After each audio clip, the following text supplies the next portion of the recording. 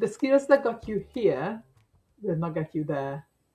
The business landscape is moving faster than most owners are learning, and the gap between knowing that and doing something about it is where opportunity leaks.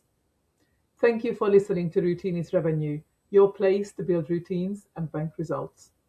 I'm Ildiko Seeley, your routine and performance strategist, obsessed with how the way you invest in yourself determines the ceiling of your business. This episode is for you if you know how you need to learn new skills, particularly digital tools and emerging technology, but you keep putting it off. If you are ready to close the gap between where you are and where the world is going, let's start. In this routine reset, we look at future skills, the digital tools, technology, and systems thinking that equip you to run a relevant, resilient business in the years ahead.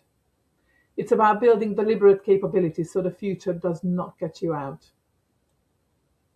Now, here's something most business owners do not want to say out loud. The world has changed more in the last 5 years than in the previous 20 or even 100. And a lot of us are running our businesses on skills that were built for a very, very different era. And this isn't a criticism, it's just a frightening truth. The tools available now, like AI and automation, digital systems, are not extras. They are increasingly part of the infrastructure of an effective business. And owners who do not engage with them are not just missing efficiencies, they are widening a gap that compounds quietly, not even year on year, but literally day on day. So, do you find yourself avoiding certain tools because they feel overwhelming? Telling yourself that, oh, I'll get to that later? Hiring it out because it feels too technical, which, to be honest, could well be a great option. None of those are wrong strategies in the short term, but if they become your permanent stance, you are building a dependency and a knowledge gap that make your business increasingly fragile. So future skills matter because relevance matters, not just to your clients, but to you, to your confidence, to your ability to lead your business that works the way the world actually works now. And here's the part that surprises most people. It's not as hard as it looks. Jenny Kravitz, my guest last week, is the perfect example.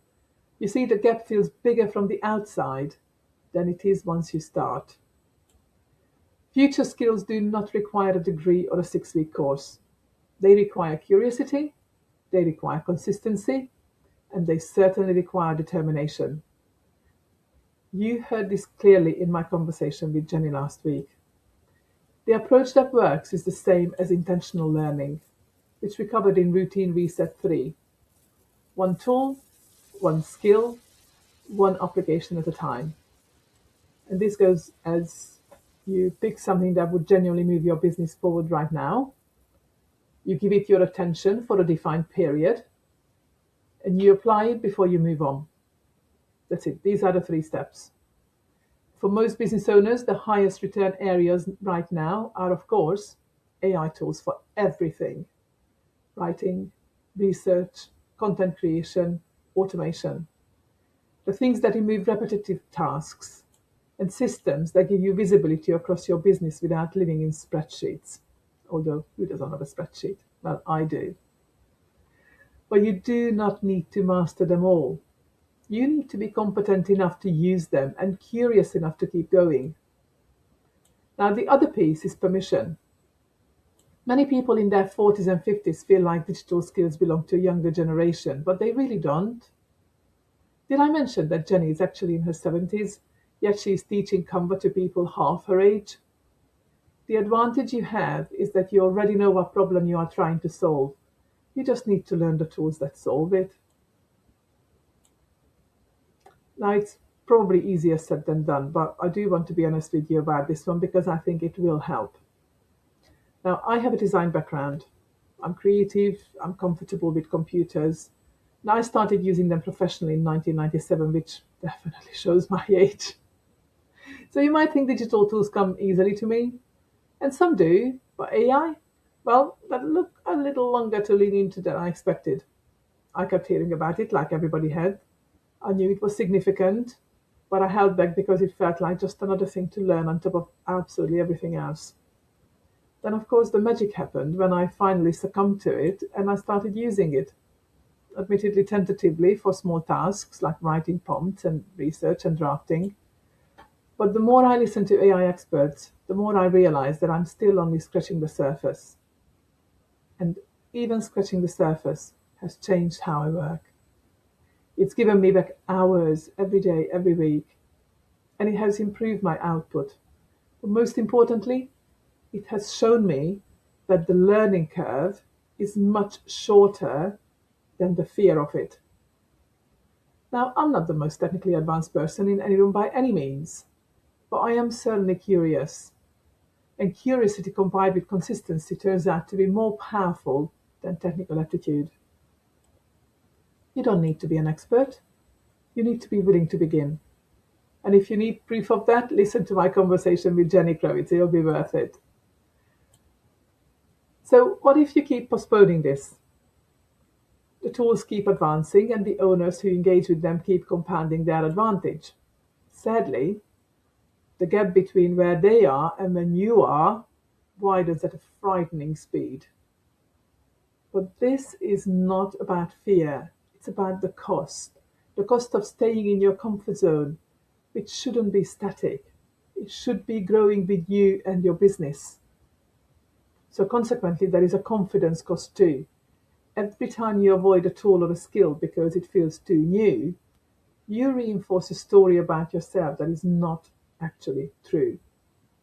So your story might say that this is not for me. I'm too old to learn this. How about I will always need someone else to handle this side of the business? But these stories are not necessarily true. Only if you do not challenge them, they become true by default. So when do you start building the skills your business needs for the next decade or even the next year? Not the skills that got you here, for sure. It's the skills that will take you forward. Not when you feel ready and not when things slow down, because they never do, and you never do. But the right time is now, while you are still building, while you are still curious, and while you are still in the seed. And if this has frightened you, your next step is really simple. While I'm not going to teach you AI skills, I will definitely show you what to do with your time when you learn how to outsource to AI and pay attention to your personal health so you can lead your business as the #1 powerhouse that you are. You might know by now, I'm leading the routine revolution, and as part of my 52 to 52 campaign, I'm now offering one private routine audit conversation every week for 52 weeks. These are one-to-one hours for business owners who want to build better systems for their personal health routines, including around how and what they learn. So please visit routinerevolution.co.uk to register your interest. And for now, invest in the version of you that the next decade needs. And remember, a healthier you makes a wealthier you.